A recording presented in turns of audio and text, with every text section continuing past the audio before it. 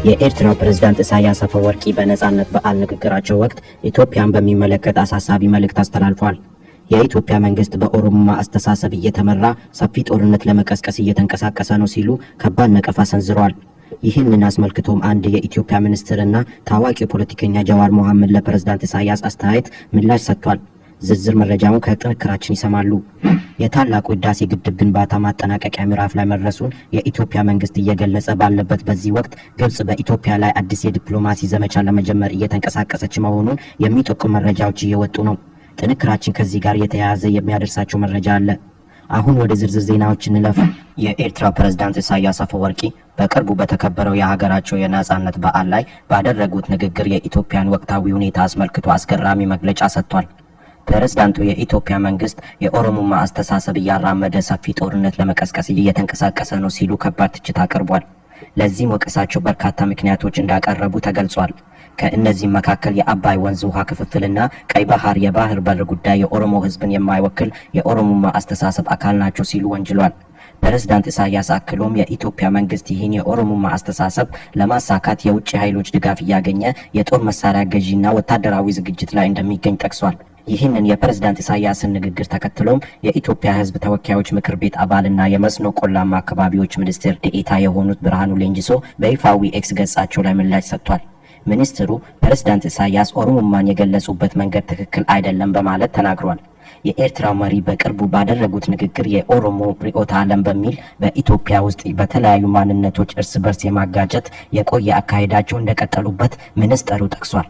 ፕሬዝዳንቱ የኦሮሞማና የትግራይ ብሔርተኞች በአማራ ርዕዮተ ዓለም በሚሉት ላይ እንዲሁም የኦሮሞና የአማራ ብሔርተኝነት በትግራይ ብሔርተኝነት ላይ ማስነሳት ሴራቸውን እንደቀጠሉበት አመልክቷል። አሁን በአንድ ፖለቲከኞች የተፈጠረው ኦሮሞማን የማጠላሸት አጀንዳ በማንሳት እርስ በርስ ለማጋጨት እየሞከሩ ነው ሲሉም አክሏል።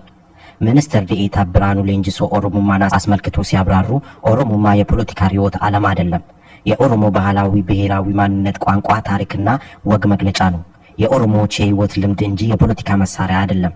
ርዕዮተ ዓለም ብሎ መፍረጅ የበለጸገ የባህል ጽንስ ለከፋፋይ የፖለቲካ ጨዋታዎች መጠቀሚያ መደረግ ነው በማለት ተጽዕኖ ሰጥቷል። በተመሳሳይ ታዋቂ ፖለቲከኛ ጀዋር መሐመድም ለፕሬዝዳንት ኢሳያስ አፈወርቂ ንግግር ምላሽ ሰጥቷል። የኤርትራው ፕሬዝዳንት ንግግር ትርጉም ማዳመጣቸውን የገለጹት ጀዋር በሁለቱ ቁልፍ ነጥቦች ላይ አስተያየት ለመስጠት እንደፈለጉ ተናግሯል። ሲያስረዱም ፕሬዝዳንት ኢሳያስ የቀድሞ የጦር አጋራቸውን ጠቅላይ ሚኒስትር አብይ አህመድን የኦሮሞን ጥቅም የማይወክለውና የኦሮሞ ርዕዮተ ዓለም የማራምድ በማለት እንደከሰሱ ገልጿል። በዚህ ንግግር ደስተኛ አለመሆናቸውን አስታውቋል። አቶ ጀዋርም እንደ ሚኒስትሩ ሁሉ ኦሮሞማ የፖለቲካ ርዕዮተ ዓለም አይደለም በማለት ይህ የኦሮሞ ማንነት ወይም ባህል መግለጫ ቃል መሆኑን አስረድቷል። ልክ ኤርትራዊ ወይም ኢትዮጵያዊ እንደማለት ነው ሲሉም አብራርቷል። ቢሆንም ፕሬዝዳንት ኢሳያስ ከ7 ዓመታት በኋላ አብይ የኦሮሞን እሴት እንደማይወክል በማመናቸው ደስተኛ መሆናቸውን ጀዋር ጠቁሟል። በኤርትራ ላይ እና በኢትዮጵያ መካከል የተፈጠረው የአጭር ጊዜ የትብብር ዘላቂነት ሊኖር እንዳልቻለ የጠቀሱት ጀዋር እንደዚህ አይነት የአጭር ጊዜ ስሌቶች በሁለቱ ሀገራት መካከል መደገም እንደሌለበት አሳስቧል። የፕሬዝዳንት ኢሳያስ ንግግር በሁለቱ ሀገራት መካከል ያለው ውጥረት መካረሩን እንደሚያመለክትም በአፍሪካ ቀንድ ሌላ አደገኛ ጦርነት ከመከሰቱ በፊት የሚመለከታቸው አካላት ይህን አደገኛ አካሄድ ለማስቆም አስቸኳይ እርምጃ መውሰድ አለባቸው በማለት አሳስቧል። በሌላ ዜናችን የታላቁ የህዳሴ ግድብ ማጠናቀቂያ ጊዜ ማቅረቡን ተከትሎ ግብጽ በኢትዮጵያ ላይ አዲስ የዲፕሎማሲ ዘመቻ ሊጀምር መሆኑ ታውቋል። ይህ ዘመቻ ኢትዮጵያ ላይ ዲፕሎማሲያዊ ጫናን ለማሳደር ያለመ አዲስ እንቅስቃሴ መሆኑ ከቅርብ ምንጮች የተገኙ ምንጮች ያመለክታሉ። የኢትዮጵያ መንግስት በበኩሉ ግድቡን የማጠናቀቂያ ጫፍ ላይ እንደደረሰ እና በቅርብ ሊመረቅ እንደሆነ እየገለጸ ነው። በቀጣዩ ክረምትም ሌላ ዙር የውሃ ሙሌት እንደሚጠብቀው አስታውቋል። ግብጽ ከረጅም ጊዜ ጀምሮ በግድቡ ውሃ ሙሌትና አጠቃቀም ዙሪያ እንዲሁም ኢትዮጵያ አስገዳጅ ስምምነት መፈራረም አለባት በማለት ስትሞግት ቆይታለች። የግድቡ ግንባታ ከ10 ዓመታት በላይ የፈጀ ሲሆን የኢትዮጵያ ግብጽና ሱዳን ድርድርም 10 ዓመታትን ያህል ጊዜ ከወሰደ በኋላ ተቋርጦ መቆየቱ ይታወሳል። ግብጽ አሁን ደግሞ በአዲስ መልክ በኢትዮጵያ ላይ ጫና ለመፍጠር የሚያስችል ዲፕሎማሲያዊ ዘመቻ ላይ መሆኗ ሪፖርተሮች ይጠቁማሉ። ከህዳሴው ግድብ ጋር በተያያዘ ባለፉት 10 ዓመታት ግብጽ የኃይል እርምጃ ወስዳለሁ ከሚል ማስፈራሪያ ጀምሮ በርካታ ዲፕሎማሲያዊ ጫናዎችን ለማድረግ ብትሞክርም በቦታው ላይ የተገኙ ውጤት ግን የለም።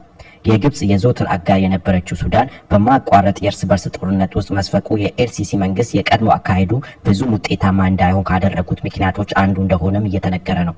ግብጽ ፕሬዝዳንት ዶናልድ ትራምፕ ወደ ስልጣን የመጡ ሰሞን በእርሳቸው አማካኝነት በኢትዮጵያ ላይ ጫና ለማሳደር አስባ የነበረ ቢሆንም የጋዛ ጉዳይ በመወሳሰብ በትራምፕና በአልሲሲ መሃል ያለው ግንኙነት በመሻከር እቅዱን አክሽፏል።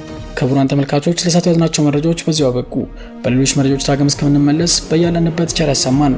ሰላም ለሀገራችን፣ ሰላም ለዓለማችን። ኢትዮጵያችን ለዘላለም ትኑር።